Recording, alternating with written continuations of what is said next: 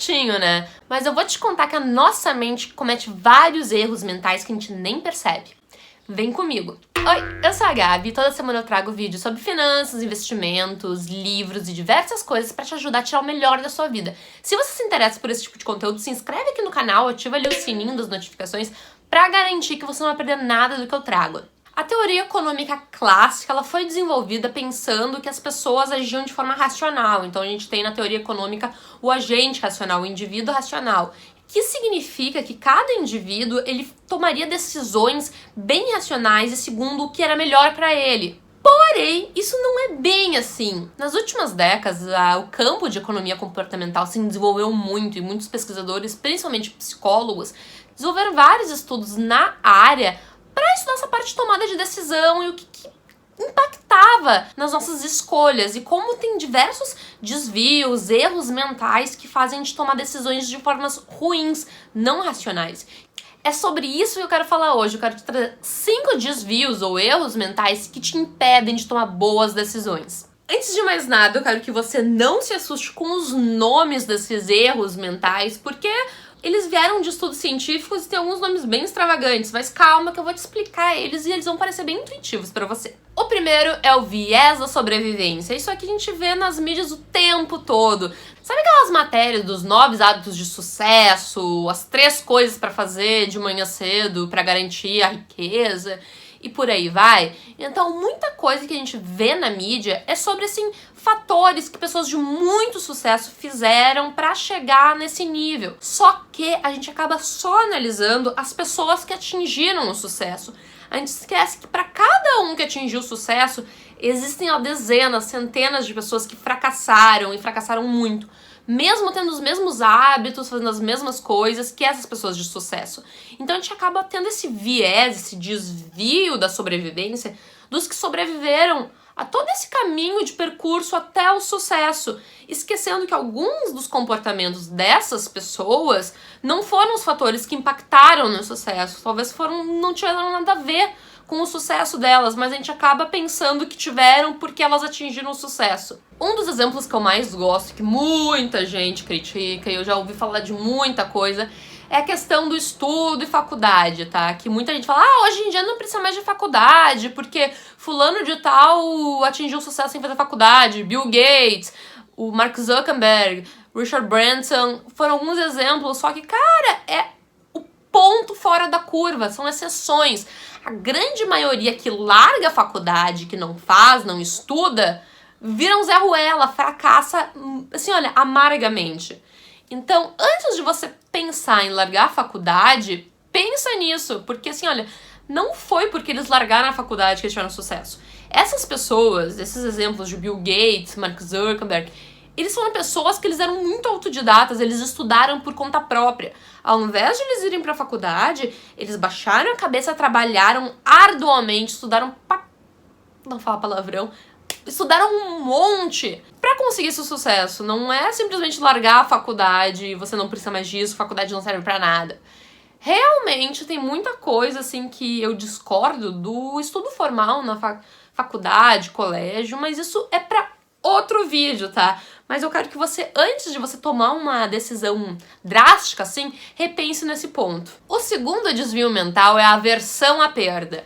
Todo mundo sabe que não gosta de perder, principalmente dinheiro. Só que o grande fator aqui não é assim só não gostar de perder, mas as pessoas elas gostam menos de perder do que elas gostam de ganhar. E existem vários estudos científicos que comprovam isso, que mostram que o prazer que você vai ter, por exemplo, em ganhar 10 reais ou 100 reais, é muito menor do que a dor que você vai ter em perder 10 reais ou perder 100 reais na mesma proporção, entendeu? Então, assim, os valores são os mesmos, tem a mesma proporção. Só que a dor que você vai ter na perda é muito maior do que o prazer que você tem no ganho. E isso pode fazer a gente tomar decisões horríveis. Tem um exemplo que eu gosto de um livro que é What I've Learned Losing $1 Million. Eu não lembro exatamente o título, tá? Que fala sobre um trader que ele se encontrou numa posição que ele estava perdendo, só que para tentar evitar aquelas perdas da posição, ao invés de liquidar, porque isso acontece, quem já trabalhou com day trade e coisa sabe que às vezes você ganha, às vezes você perde. Só que você liquidar uma posição que você tá perdendo é muito mais difícil. Então você acaba segurando aquela posição além do que você deveria, e isso pode ocasionar muitas perdas, e foi o que aconteceu nesse exemplo.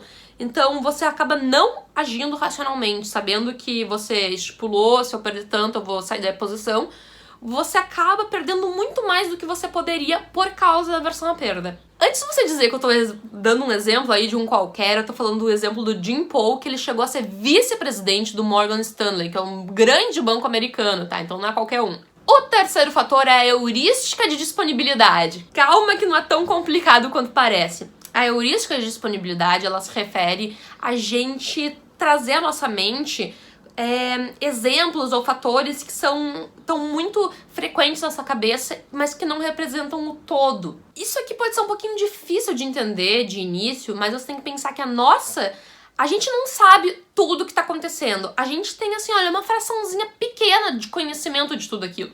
Só que a gente tende a se apegar muito a essa fraçãozinha pequena do que a gente conhece e tentar representar isso como muita representação muito grande do todo. O que eu mais posso te dizer agora é que, na atualidade, a gente tá vivendo uns períodos com menor índice de homicídio, violência, estupro e tudo mais na história da humanidade. Você pode discordar, mas se você for pensar pra antiguidade, gente, isso que era muito mais violento, tá?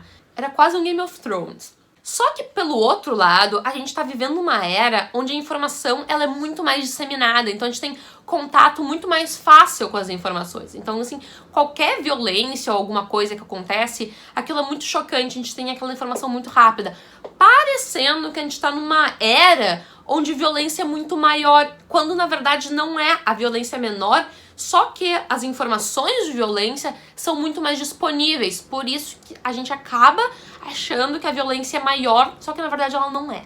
Antes de continuar, eu vou deixar aqui no link da descrição vários artigos científicos que eles falam sobre tudo que eu tô trazendo aqui, pra se você duvidar de alguma coisa que eu tô falando, você dá uma checada ali embaixo na descrição. E adicionalmente eu quero falar que eu tenho um e-book para ajudar você a organizar suas finanças, onde eu falo um pouco do comportamento e da parte de economia comportamental e do seu perfil de investidor. Dá uma olhada, o link tá na descrição. O quarto fator é um que você deve conhecer muito bem, talvez você não conheça pelo nome, ou talvez você já tá bem acostumado com ele, que é a ancoragem. A ancoragem é bem pelo nome, é você fazer uma âncora, muito utilizado em preços, mas também pode ser utilizada em outras áreas, mas eu vou falar um pouquinho agora dos preços. Você cria uma âncora, um preço âncora, para dar de primeiro impacto, para depois o outro preço parecer melhor. Então você quer comprar uma camisa nova e você encontra uma loja ela custando R$100. Isso pode ser barato ou caro para você. Mas se você estivesse numa situação contrária, onde você foi numa loja e se deparou com uma camisa de R$1.000 primeiro, e depois encontrou uma de 100, essa nova de 100 vai parecer um preço bom. Isso aqui tem um fator muito grande do Black Friday. Você vê aqueles exemplos a metade do dobro, né? Claro que ninguém tá te vendendo a metade do dobro na cara, mas na real eles estão fazendo isso. Eles aumentam preços pra daí conceder o desconto. E isso é ancoragem, você te dá um primeiro preço só pra dar um impacto para o novo preço parecer ser melhor, quando na verdade muitas vezes não é, e às vezes pode ser pior também. Isso também tem um fator que existem estudos aí que comprovam que se você botar limites, um limite de 12 por cliente, 12 itens por cliente, você pode comprar aquilo. As pessoas vão tender a comprar mais do que elas comprariam se não tivessem limites. O quinto e último erro mental que eu quero trazer nesse vídeo é o viés da confirmação. Isso aqui é um dos grandes causadores das suas decisões erradas, discussões em famílias e debates eternos com amigos. As pessoas, infelizmente, tendem a buscar informação, não informações novas, mas informações que confirmem um posicionamento delas. Você já deve ter visto aquela pessoa que tem uma opinião e, por incrível que pareça, ela só encontra informações que corroboram com aquela opinião que ela já tinha. Então, as pessoas têm essa tendência muito forte a ver as informações e buscar só o lado que confirmem o que elas já pensavam. As pessoas dificilmente tendem a pensar ou a ver o outro lado da situação, o outro lado que é totalmente oposto ao delas. Isso é uma coisa muito forte no nosso comportamento humano e que acaba fazendo a gente nunca mudar de opinião e sempre ficar, assim, às vezes até cegamente numa opinião que tá bem errada já, ou já foi ultrapassada. Depois de ter visto todos esses 5 erros mentais, você deve estar se questionando, tá, e agora o que eu faço? Eu quero evitar esses erros, o que eu faço daqui? Calma, por isso esses erros mentais, eles foram desenvolvidos pelos nossos cérebros, o nosso comportamento, pra fazer como se fosse um mecanismo de tomada de decisão imediata. E por isso é muito bom você entender que o nosso cérebro ele não é um mecanismo de cálculo certo. A gente vai cometer erros e tá tudo bem, mas o importante é você começar a ter consciência que a gente comete erros, a gente não é racional. Muitas vezes os nossos mecanismos automáticos do cérebro pra fazer decisões são úteis, e querer quebrar isso às vezes pode não ser tão fácil, então é bom a gente se acostumando e tentando identificar esses fatores no nosso dia a dia. Pra conseguir evitar erros desnecessários, a melhor coisa que você pode fazer é o autoconhecimento. Sim, o autoconhecimento maravilhoso de novo. Eu tenho um vídeo aqui, se você quiser saber mais sobre autoconhecimento, e você tá disposto a errar e acertar e continuar nesse processo. Eu vou adorar saber se você já identificou um desses erros aqui nos comentários, comenta aqui pra mim. Se você sabe de algum outro erro mental que eu não comentei, eu posso fazer outro vídeo, comenta aqui também, eu vou adorar saber. Um grande beijo, eu vou ficando por aqui, até a próxima. Tchau, tchau!